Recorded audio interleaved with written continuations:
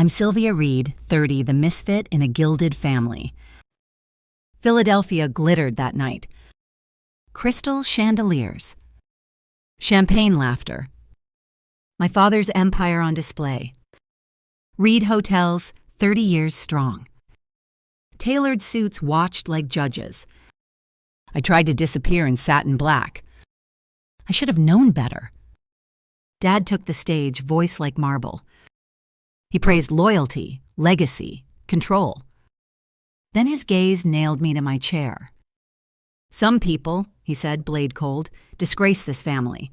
Gasps cracked the room. June smirked, savoring the spectacle. Heat climbed my throat, but my voice held. Perfect, I said. Erase me from your will, too. Chairs scraped. Whispers surged. I walked out, spine straight, palms burning. Family or self-respect, choose one. Have you ever faced this choice? Tell me in the comments. The doors swung wide behind me. Air hit like truth. I left their empire and found my war.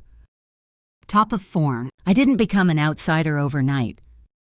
It started in marble hallways. Our house looked like a museum, cold, perfect, echoing. Servants whispered. Mom smiled for cameras. Dad barked orders like a CEO, not a father. June thrived in that world. She memorized business terms before bedtime stories. Her notebooks filled with profit charts, not doodles. I had something else, a cheap recorder, a blanket fort. That was my first studio. I'd narrate adventures into the dark, my voice trembling with joy. But joy was weakness in our house. At dinner, Dad would pause mid-bite, fork frozen mid-air. Podcasting, he'd scoff. That's not a career. June's laughter followed like static. Mom just stared at her plate. Silence was her form of loyalty. I'd smile, pretending it didn't sting. But it did. Every word built a bruise I couldn't name. Aunt Lillian was my refuge, an art teacher with messy hands. She'd hand me old radio tapes, whispering, "Keep creating, Sylvia." Her voice was oxygen. Dad's disapproval was fire. I grew up between both. At school, I was the hotel daughter, expected to sparkle like the Reed legacy. Instead, I hid in the library with headphones, cutting sound clips while others planned futures in finance. When I chose media studies, Dad's face turned to stone. "You're throwing away your legacy," he said. His tone wasn't angry, it was final. June didn't miss her cue. She smiled sweetly. Some people can't handle real responsibility. I wanted to scream. Instead, I packed my things and left for college with shaking hands.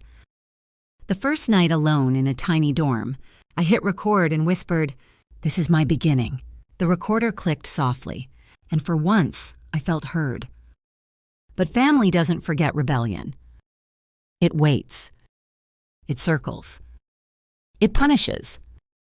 And mine was just getting started. Top of form, bottom of form. The night of the anniversary changed everything. 30 years of Reed hotels. 30 years of my father's empire, and the moment he'd burn his own legacy. The ballroom glittered gold. Guests sipped champagne beneath crystal light. Reporters hovered, cameras flashing. I wore black. Not mourning, armor. Colin squeezed my hand beneath the table. "You've got this," he whispered. He didn't know how right he'd be. Dad stood at the podium, his voice booming through the speakers. "Family is the foundation of Reed hotels," he said. Loyalty, discipline, pride. His eyes swept the room, then locked on me. Silence rippled. I felt it before I heard it. "But some," he continued, "choose to tarnish that legacy." My stomach turned. "Not here. Not like this." He pointed. "Some people," he said, "are an embarrassment to this family." The crowd froze. Even the chandeliers seemed to stop trembling. Then came the line that sliced me open. "Sylvia," he said, "you're the biggest disgrace to this family." Laughter, low, cruel, escaped June's lips. Her glass caught the light like a blade. Mom's eyes dropped to her lap. Not even she could save me now. I felt the weight of every whisper, every photo being taken. Their humiliation was my punishment. But humiliation only works if you still crave approval. I didn't. Not anymore. I stood. The chair screeched against marble, the sound cutting through the hush. Heat rushed to my face, but my voice came calm. "Perfect," I said. "Then erase me from your will, too." Gasps cracked the air. June blinked, her smirk faltering. Dad's hand twitched at the microphone. "Sit down, Sylvia," he ordered. I didn't move. "For years," I said, "I tried to be your version of success. But I'd rather be a disgrace than a puppet." Cameras clicked. A guest coughed. Mom whispered my name, barely audible. I turned to her, and for a second, I thought I saw regret. But regret doesn't heal silence. I walked away, past the tables, past the fake smiles. Every step felt like freedom ripping through silk. Colin stood to follow, but I waved him off. I need to do this alone. Outside, the city lights blurred. Cool air hit my face, and I realized my hands were trembling, not from fear, but from release. Inside that ballroom, my father reclaimed his empire. Outside, I reclaimed myself. Behind me, applause began again. They were already pretending nothing happened. That's the thing about image. It always costs someone their soul. I walked into the night, no longer part of theirs. They thought they ended me, but they just created my beginning. Top of form, bottom of form. After that night, silence became my armor. No more family dinners. No more calls. No more pretending. I woke up the next morning with swollen eyes and a steady heart. It was time to build something that was mine, truly mine. No legacy attached. No Reed rules. I rented a small studio in South Philly. Just a mic, a laptop, and a dream. Soundwave Studio was born in that cracked brick room. The first episode of City Voices dropped on a cold Tuesday morning. 20 listeners. Then 50. Then hundreds. Each download was a defiance. Each voice I amplified felt like rebellion. Colin helped me film promos. Bridget, my new assistant, handled editing with fire in her eyes. We worked late into the night. Coffee, laughter, chaos, freedom. A month later, the impossible happened. A tech CEO named Stanley Hang reached out. He wanted to collaborate on a branded podcast. His offer? 6 figures. I almost dropped the phone. "Your voice cuts through," he said. "It feels real." For once, I believed it. Soundwave exploded. Clients came knocking. Our team grew. And my name, not Reed, was on contracts, billboards, headlines. Then came the rumors. Posts online claiming I faked numbers. Bloggers hinting I stole clients. Anonymous accounts spreading dirt. But I recognized the fingerprints. Marina Choi, my rival. Her studio had lost a deal to mine. So she did what cowards do. She whispered poison. Bridget slammed her laptop shut one night. "She's trying to bury us." I stared at the hate-filled comments. Not again, I thought. Not another war built on lies. I called my team together. "We fight with truth," I said. No smear campaigns, no games. We invited a journalist to our studio, showed her everything, from raw cuts to unedited interviews. Her article came out titled, "The Studio That Refused to Fake It." It went viral. Sponsors called back. Listeners tripled. Marina's shadow cracked under the light. Weeks later, a reporter exposed her. Her IP linked to the fake accounts. She was banned from major events. Her studio lost clients overnight. That was justice, quiet and clean. But the real confrontation came after. A letter arrived. The envelope embossed with the Reed crest. My father's handwriting. Formal, cold. He wanted a meeting. An offer of reconciliation and a position at Reed Hotels. Marketing director. Let's rebuild the family legacy, he wrote. I laughed out loud. Years of silence, and now he wanted my name back. I walked into the hotel lobby anyway, not to accept, but to finish this. He stood waiting, older, smaller somehow.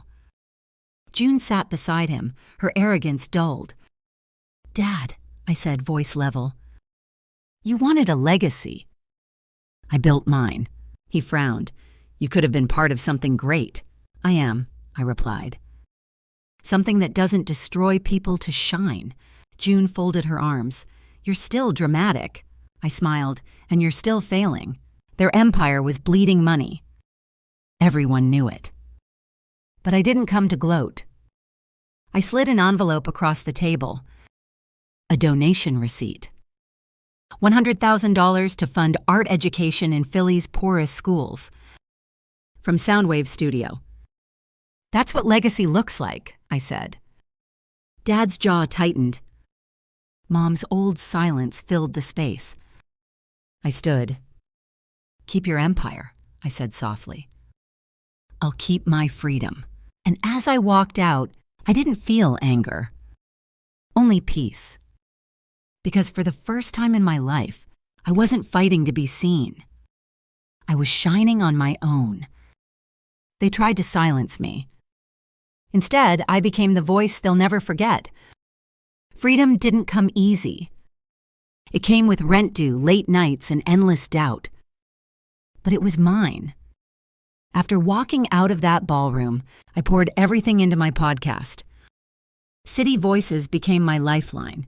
Each episode a rebellion whispered into the world. Colin filmed promos. Bridget edited like fire. And Aunt Lillian cheered me on from her cluttered art room. We built Soundwave Studio from nothing. A microphone, 2 laptops, and faith. Then success found us. A tech CEO, Stanley Hang, offered a contract. 6 figures. Validation wrapped in numbers. Dad's favorite language. The deal launched us. Sponsors, interviews, praise. For the first time, people listened. But attention always draws shadows. Marina Choi, Philly's polished rival producer, started whispering. Fake numbers. Stolen clients. The lies spread like wildfire. Blogs called me a fraud. Sponsors backed out. It felt like déjà vu. Different room, same humiliation. Bridget slammed her laptop shut. Let's fight back, she said. But I'd learned something from the Reeds. You can't outshout a lie. You outlast it. I invited a journalist into the studio. No filters. No PR polish. Just truth. She wrote about our process. Raw, authentic, relentless. The story trended. Listeners returned. Our numbers doubled overnight. Stanley called again. I trust your work, he said. Simple words. But they hit harder than any award. Then came the real test. The National Podcast Awards. We were nominated. Same city. Same ballroom. Different me. When they called my name, I stepped onto that stage, the lights burning like a confession. This is for anyone who's been told their dreams don't matter, I said. Keep going.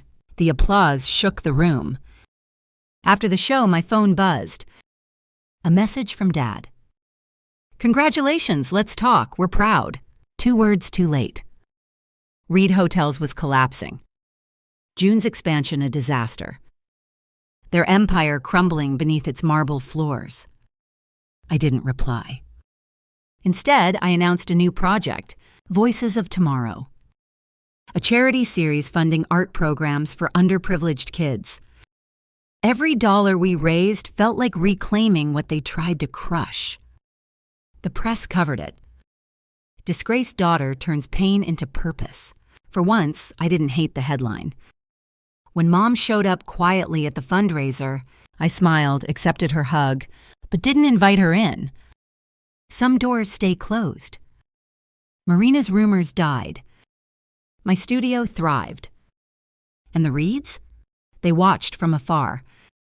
I hadn't just built a business. I'd built a mirror, one that showed who they really were. They tried to bury me in shame. I turned it into an empire. Top of form, a year after the storm, peace didn't look like silence. It sounded like laughter echoing through my studio. Bridget adjusted her headphones. Colin filmed between takes, and Aunt Lillian's paintings filled the walls, bursts of color where pain used to live. Soundwave Studio had grown beyond numbers. It became a voice for others. We launched Voices of Tomorrow, a program funding arts education for kids who'd been told, "You'll never make it." At our first fundraiser, 300 people filled a community hall. Local musicians played. Kids shared their poems. Colin's camera caught every smile. When I stepped to the mic, I didn't talk about success. I talked about second chances. This, I said, is what family means. Not the one that shames you. The one that shows up. Applause rolled like thunder. Mom stood near the back. Tears shimmered in her eyes, but I didn't need her approval anymore. Forgiveness wasn't weakness. It was freedom. After the event, I watched kids painting under bright lights, their joy loud and unashamed. That's when it hit me. I wasn't the disgrace. I was the beginning of something new. The skyline outside my window still glowed, but I no longer looked for my father's hotels. My empire lived in sound. In truth, in every voice I helped rise. If you've ever been told you're not enough, listen closely. You are. Keep creating. Keep choosing yourself. And never apologize for walking away. Have you faced something like this? Tell me in the comments. Your story might light someone else's way. Family isn't blood. It's who claps for you when you finally stand.